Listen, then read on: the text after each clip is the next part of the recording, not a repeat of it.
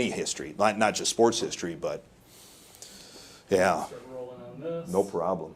And I just need the GoPro to go on, and then we'll be all 1.5 games with 5 to play. That's just, Hard to believe. yeah. It's Tonight amazing. is Gio Gonzalez. Correct. Chassin Against- tomorrow. What a signing he's been, huh? Been knock on wood. Wow. Yeah. Knock on wood. Yeah. Well, and sometimes you get one of those guys that's got a 2-month, you catch lightning in a bottle Yeah. for 2 months.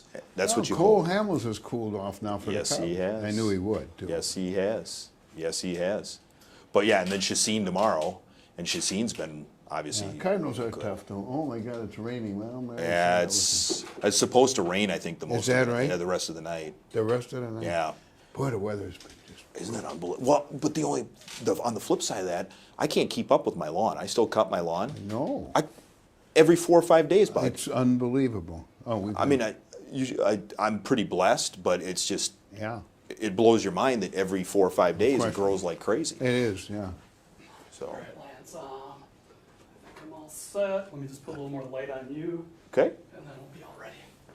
And then, so yeah, these Tuesdays you go back, Yeah. and then you're pretty much done for the day, or what do you do? Yeah, I got to go to the office today, and then I got to meet Sue for dinner. Okay, But I'll watch the game someplace. okay. Yeah, But you depending say on, there's rain. there's a huge chance of rain. I haven't looked at the forecast in the last little bit, but there is a big chance for rain, unfortunately.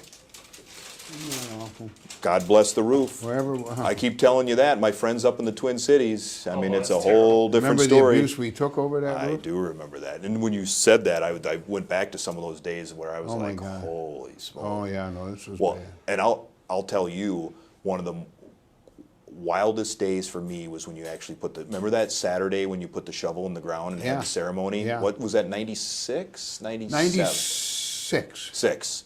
I will always remember that. After all, for whatever reason, you know how like certain snapshots you have in your mind? No, that was a great day. Okay. I remember the shiny shovels Yeah. and thinking it's a brighter day. Yeah. Honestly. Look what it did. Honestly, Rolling light. in the parking lot. Sit forward a little bit. A little bit? Okay. But I've got to ask as the first question, you teaching kids that are a quarter of your age, does that keep you young? Well, I think so, but I've enjoyed it, Lance, more than I ever would have thought. This is my 3rd year here at Marquette, my 10th year. I'm now teaching at Arizona State. And the kids have been just wonderful. They really, this is a history seminar here, as you've seen. And they ask great questions. I guess it keeps me young, and they're good. You know, it's interesting, we give them a lot of reading every week. And they come beautifully prepared. And so I've really enjoyed this. You know, when I was here many, many years ago, back in the 50s, I really wanted to be a history professor. My mother had been a teacher, and so it took me to age 80 to become one, and but I've enjoyed it far more than I ever would have thought. Yes, and I guess it does keep me young, now that you mention it. Why is it important? Well, I've had the unique advantage, been lucky, fortunate, to not only participate in baseball and then become the commissioner, and it's led me to really have a lot of wonderful experiences. And so when you teach the history of the sport, this class here is 1945 to the present. So I've either lived it or participated in it and done it. And it gives me a unique opportunity, and I hope the people that have taken the class here, and they've been wonderful, really at least gotten a perspective that they weren't likely to ever get anywhere else. I think they have. At Wisconsin, where you have so much history, what does it mean to you to teach here? Yeah, it's a great question, because every time I come to Madison on Tuesday, I get a thrill driving here. It reminds me of the 4 years I spent here, and brings back so many great memories. So it does mean a lot to me. Being here really means a lot to me. And seeing these kids, you know, it's interesting.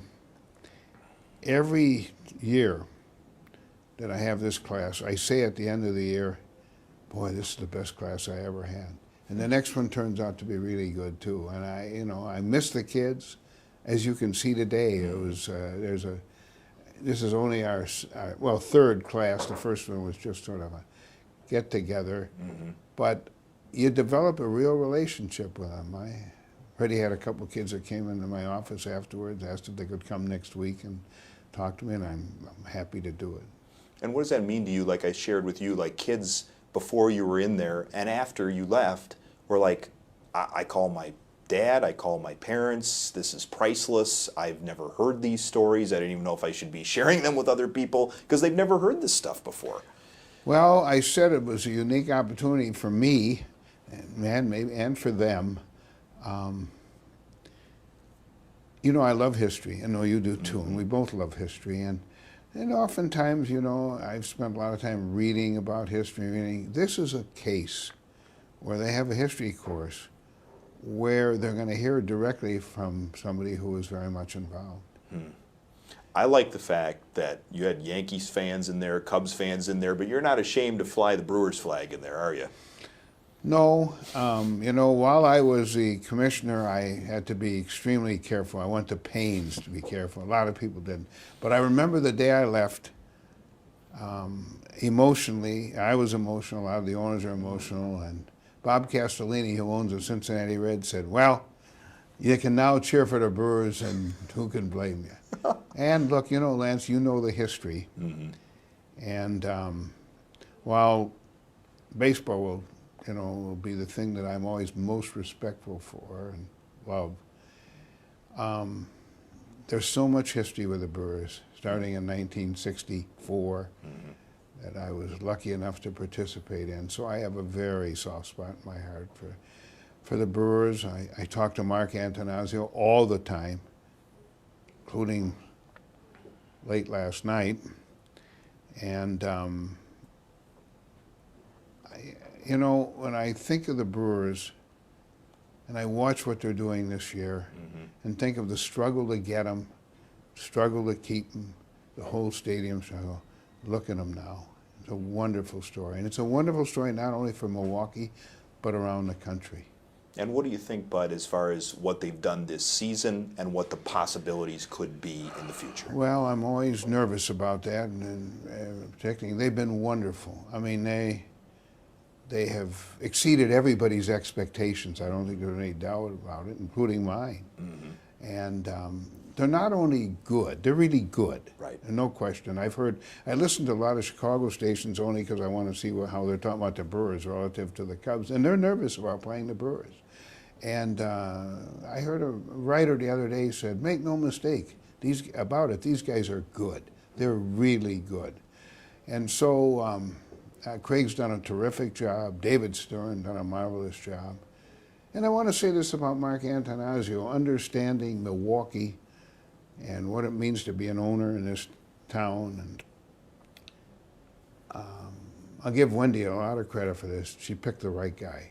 Perfect owner for Milwaukee.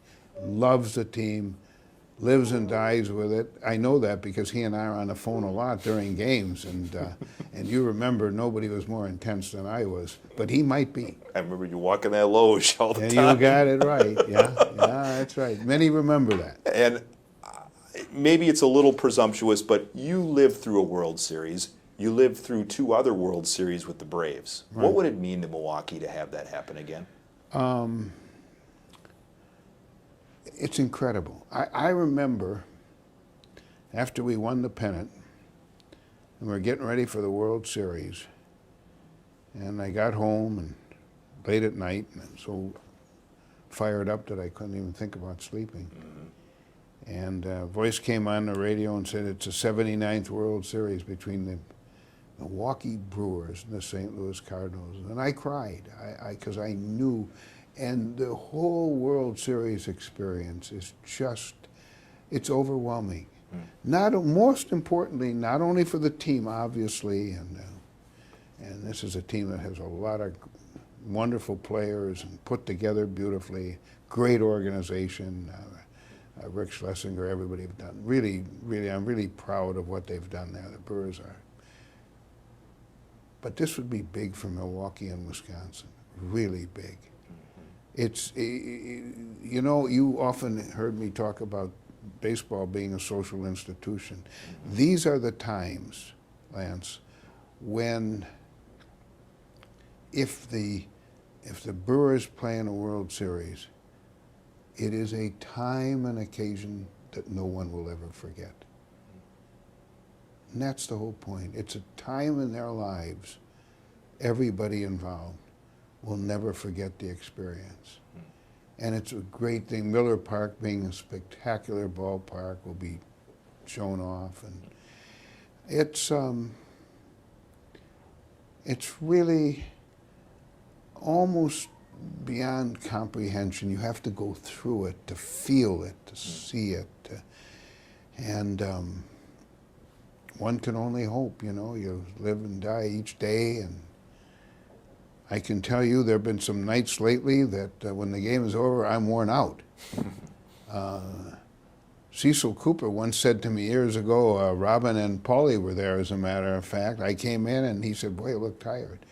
He said, you look worse than us, and we played and you didn't. And that's exactly the way I feel. And but they battle and they fight. And you know, I say this because, you know, I was there before the start. The one thing that I was right from the beginning, even though a lot of people told me I was wrong, city's too small, market's not big enough, Braves were right, so on and so forth. Milwaukee is a great baseball town, and its fans are really, I watched them the other night, I went last week against Cincinnati, and in the ninth inning, the look on their faces, and here we are in a market, smallest market in baseball. Kansas City's right there, but they're going to draw over 2.8 million people. Almost 3 million. It's an amazing story. And I used to think about all the people that I watched during the Braves days, and you'll certainly understand and comprehend. And this is a great baseball town, a remarkable baseball town, and remarkable baseball state. I want to say that because they come from all over, and Miller Park and its rough enable them to do that. Absolutely. You brought up Robin. Other than the Y that starts their last name, do you see the similarities between Yount and Yelich? Because a lot of people think the way they run the bases and their gait and whatever, is there any similarities between Well, the two? of course, I knew Robin. He was like a member of our family, Right. and I great player, great person. But from what everybody tells me, that's Christian Yelich. Great player, great person. Just watching him is really remarkable. So quiet, intense, great competitor. If he's assuming the mantle for this generation that Yount had, he's doing it beautifully. Wow. And he's doing it in the same way. Sometimes when he runs, his gait Oh, reminds me a tremendous. little bit Just like tremendous. him. You know?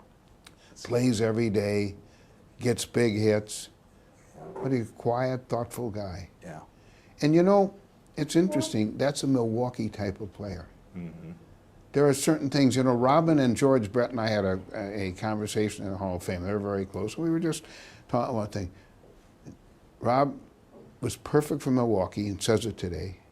George Brett loved Kansas City and was perfect. There are certain players that really reflect that. There are guys that should play in New York, frankly, and they're a little different time. Christian Yelich looks to me like a Milwaukee type player, and so does Lorenzo Cain and a bunch of other guys. I mean, this is not only a really good team, but a fun team to watch. Absolutely. Yep. Your commissioner emeritus status is running out soon. Your thoughts on that? Well, it isn't running out too soon. I'm commissioner emeritus for quite a while yet, so Okay. I'm satisfied. You know, I'm the first commissioner emeritus that there's been, and I've enjoyed it. I'm proud of the job that Rob is doing, and we're doing well. And now the season's coming down to a great climax, as a matter of fact. Who could have believed all the things we put in, the one-game playoff, all the other things, really remarkable. Right. I must have, for some reason, I thought that you only had like 1 or 2 more years left. No, on that. no, the commissioner emeritus Stays. stays. So my bad No, on it's that. all right. The Just book. fix this, Oh, tie no just for a problem. minute. I'm just going to flip that over just a little bit. There we go. I know you can't reveal too much about the book, Bud, but how fun has that been for you, and just maybe something that people would want to know about the book? Well, we're getting close to being done. Been tougher than I thought, but a lot of fun. Brings back a lot of memories. You know, when you start covering things from 1963 on, that's when this all really started. Right. I've enjoyed it, but it's tougher than I thought. Anything you can preview, reveal, one little No, I snippet? think people enjoy it. All the history. There's a lot of Milwaukee, a lot of Wisconsin, but of course a lot of baseball stuff. They'll enjoy it. Good. Only other thing I wanted to ask you was, and I know you're careful not to step on Rob's toes, but just do you like the fact of the competitive balance that baseball has, but now there is some talk that some of the races have been decided other than Brewers, Cubs, and maybe... I do. Look, well, I understood back in 1992 when I took over that, you know, each generation is different, each decade is different, but we still look at Oakland is doing well, and Milwaukee is doing well, and St. Louis is doing well, and so we have, you know, Cleveland is doing very well. So, look, we have more competitive balance than any other sport. Right. No question about that. Right. But everybody will have to make adjustments. Right? We had a lot of them. We went to revenue sharing, went to the wild card, and did a lot of things. But and Rob was with me through all that, so he'll understand. You got to keep making adjustments, and things do change, and he'll make them. And John Smoltz came out and said, you know, like some of the things like with pitching and eliminate shifts, Right. are those things that are on the board? I read Johnny Smoltz thing. I like John a lot, and he had some very interesting thoughts. There's some things I do, and there's others I'll talk to John about that I wouldn't do. That's good. I like the way you said that. Do you like replay? The way it's I do. working? I do. I have to give Tony La Russa credit. He's the one that really talked me into it. I didn't want to do it. Okay. We did it. It's great. I think it's worked out well. You know, the objective is to get it right. And sometimes in other sports, they don't get it right. But I think our guys have really been pretty good about it. So I'm quite happy with it. And I think it's made the game better. We did a lot of things, changed the game in the 23 years I was there. And I never thought they could convince me about instant replay. They did, and they were right. Same thing with balls and strikes. As far as like having a system or a computer or whatever, taking the human element out of it. Joe Torre, of course, runs the umpires, Yep. and I've known Joe since he was 15 years old, so I know him all that well, and he and I have a lot of conversations. The umpires really get a score of 97, 98%. I know there's grumbling, and I was the biggest pitcher and whiner in baseball, but I wouldn't change that. And are you the type of person that will never fully retire, never retire at all? I think that's true. I don't think I could do that. I do. I enjoy what I'm doing. I enjoy this. It keeps me active. Hope it keeps me young. And no, I can't imagine just staying home watching television. And that would not be me. You can only get so much of me, and then you'd get out for my case. I don't know about that. Speaking of which, so I'll just ask you a couple questions about Hank Stoddard, then we're good to go. Sure. What did Hank mean for sports in Milwaukee? You know, he was great. I can remember the years that we were searching for a team, and then after we got it, and I had a lot of stuff to do with Hank. Hank and I did a lot of things together. He was great. He was really great. You know, I said before that Robin Yount and Christian Yelich are Milwaukee. Hank Stoddard was Milwaukee. He was good. He was really good. And he was always fair, honest. Even if we didn't agree with one another, there was something about Hank that you really respected. And so in this kind of market, great reporter, covered you well, and always covered you fairly. And I learned early on, and I think you were the same way with Hank, that basically you kid because you care. Like you'd give Hank a little needling about the Packers, you give bet. me a little needling about the Packers, Why maybe not? share a little bit of that about the lack of Brewers coverage and Right. to asking him about, hey, is there a Packer here? Right. I do. You know, my father once told me, he said, I can tell how much you like somebody. Mm-hmm. And I said, how's that? He said, the more you kid them, the better you like them. And that was true. So, you know, after we all worked together, lived together, Hank and I were with each other a lot. And sure, so we kid a lot, but that's because we got along. Yeah. And there was respect and there was understanding. Yep. That's what we Hank have. was great. Hank was a real credit to his profession and to this market. Absolutely. Any special memory or story that vividly comes to mind, Bud? I remember we were trying to get the team, and Hank couldn't make a meeting. And he was just desperate. I don't remember what the situation was, but he said, could you call me? And if it wasn't a meeting, we got the team, we were coming very close, and I called him, and he was so grateful. I still remember that, and but I was happy to do it. And he was just a pleasure to work with. Yeah. And really knew the sport. And as I said, most importantly, he was always fair, and that's all you can ever ask. Absolutely. And final thing, I don't want to put you on the spot, but if you want to look into the camera and just well wishes for him on going into the Emmy Silver Circle Hall of Fame. Well, Hank, congratulations on going into the Hall of Fame. It's well deserved. I'm glad that I had the opportunity and the good fortune to work with you all those years. It was a pleasure, and I'm delighted that you're being honored. Congratulations. I'll make it one shot of you guys sitting there, and we'll get you on your way. All right. Awesome. Thank you, bud. Good job. Thank you for doing that, Thank Bud. you. No, No. Hank will be flattered. Oh, good. Now, when is he going in? He's going in October 21st. Oh, wow. Where? At the ICC, at the Italian Community Center. good. And then he wanted you to know that you are invited. Now, I know you're busy and it's a Yeah, weekend. I'm going to be in Phoenix, I think. I What day think of the you week are. is it? It's a Sunday. Oh, yeah, I'm in Yeah, Phoenix. yeah. Otherwise, you tell him I would have come. And I will relay that to him. Yes, Yeah. well, I would have been very happy. No, and you know And if me. he gets a minute, he should come up to my office. I will tell him that. Will you? I don't know when he gets into town, but I will let him know Or that. afterwards, too. Absolutely, absolutely, because he'll be around His for a little health while. good and everything? His health is good. The only thing, and now this might have been at least 2 or 3 years ago, is do you remember the movie Backdraft way Yeah. back in the 90s? Yeah. He and Fran had a situation like that. They smelled smoke in the house, and Henry goes out there to look to see, okay, what's going on? Something in the garage. And when he opened up the door, Bud, it literally fueled the fire. Oh, my God. It singed like the hair on his, like look how it comes at you. And they're fortunate. They got out. He just had like some hair. And what happened was his daughter called us at the station and said he lost like every video clip, all of his stuff. So we dug through the archives and found some stuff You did. to send him. Yeah. Now this was a few years ago. Now, Jim Irwin passed away. He passed away. He passed away. And they used to golf together occasionally. know 'cause they they did. lived I'm- close in California. And I'm telling you, but I'm always, and you know me well enough, I barely worked with Hank. Yeah. And What years was Hank here? he was 60s, like you said. I don't know what year. I think 67. I think he got there about Yeah. the time you were That would be going for the about team, right, yeah. somewhere in there, 66. And then he retired in 90.